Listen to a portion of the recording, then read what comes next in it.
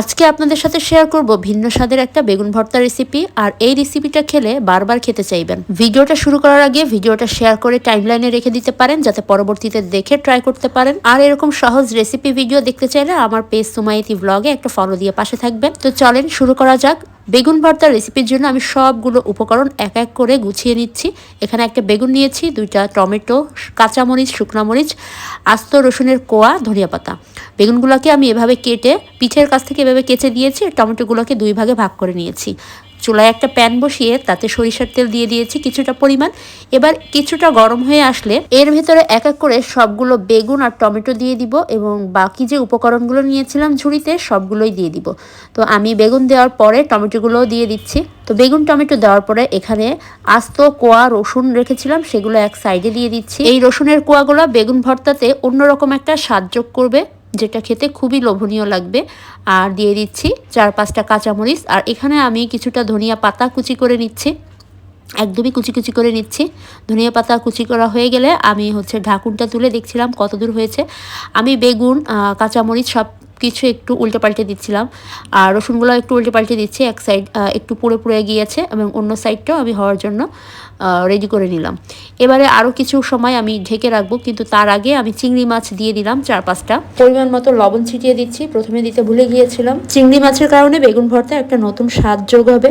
তো এখানে আমি ঢেকে ঢেকে বেগুন, টমেটো, তারপরে কাঁচামরিচ, রসুন সব কিছু সেদ্ধ করে নিয়েছি। সব কিছু প্রপারলি সেদ্ধ হলে আমি খুন্তি দিয়ে একটু ভেঙে দিলাম।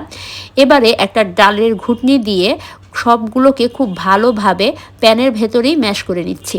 যেহেতু সব কিছুই গলে গিয়েছে, খুব ভালোভাবে ম্যাশ করে আমি ভর্তাটা এখানে পুরাটাই কমপ্লিট করে নিচ্ছি। আর কাঁচামরিচগুলোও খুব ভালোভাবে ভর্তার সাথে ডলে দিচ্ছি। আর শুকনা মরিচ কিন্তু এ পর্যায়ে আমি ইউজ করি না, এটা পরে আলাদা ভেজে তারপরে দিব। তো আমার সবগুলা উপকরণ একসাথে ম্যাশ করা হয়ে গিয়েছে। এক সাইডে রেখে আমি কড়াইতে সামান্য পরিমাণ সয়াবিন তেল দিয়ে দিচ্ছি। আমার সরিষার তেল শেষ হয়ে গিয়েছে, এখানে সরিষার তেল দিলে আর একটু ভালো হয়। তো এখানে এক সাইডে আমি পেঁয়াজ আর শুকনো মরিচটা ভেজে নিচ্ছি। তো শুকনো মরিচ ভেজে আমি আলাদা করে তুলে রাখছি, আর পেঁয়াজটা একসাথে ভেজে আমি বেগুনের সাথে মিশিয়ে দিচ্ছি। এখানে মনে হচ্ছিল আরও একটু লবণ অ্যাড করলে ভালো হয়, আমি লবণটা অ্যাড করে দিয়েছি এ পর্যায়ে। তো খুব ভালোভাবে নেড়ে বেগুনের টমেটোর পানিটা আমি একদমই টেনে নিব একটু লেগে আসা পর্যন্ত।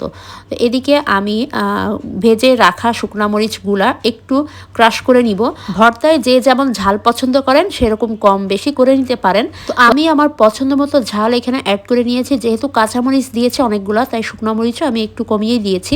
তো শুকনা মরিচ ক্রাশ করে আমি এ পর্যায়ে শুকনা মরিচ বেগুনের ভেতরে দিয়ে দিলাম, আর দিয়ে দিলাম কুচি করে রাখা ধনিয়া পাতা।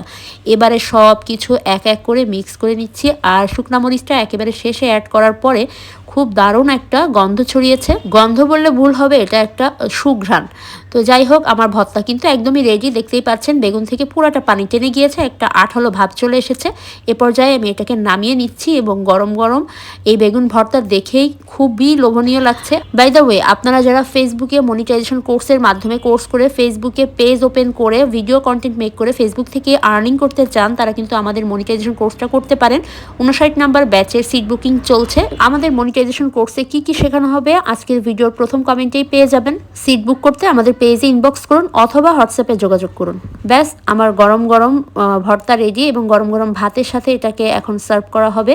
গরমের জন্য আমি হাত দিয়ে ধরতে পারিনি, তাই একটা চামচ দিয়ে সার্ভ করে নিচ্ছি। আজকে এখানে বিদায় নিয়ে নিচ্ছি। সবাই ভালো থাকবেন। আল্লাহ হাফেজ।